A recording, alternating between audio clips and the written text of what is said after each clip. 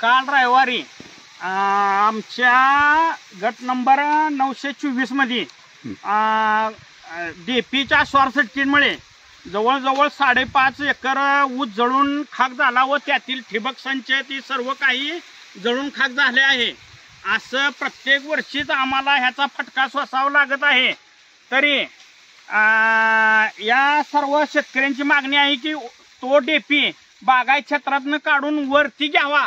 बरं, त्याला घेण्यासाठी ही लाईन खाली घेता येत आहे, त्यामुळे त्याला महावितरणाला जायचा काहीही खर्च नाही। तरी आमची एवढी माने प्रत्येक वर्षी हा ऊस आमचा जळत आहे, आम्ही महावितरणाकडे जात आहे, त्याची काय भरपाई रुपया मिळत नाही। आता कारखानदाराची कपात ही आम्हाला सोसावी लागणार आहे, अशी प्रत्येक वर्षी ती कपात आम्ही सोसतोय।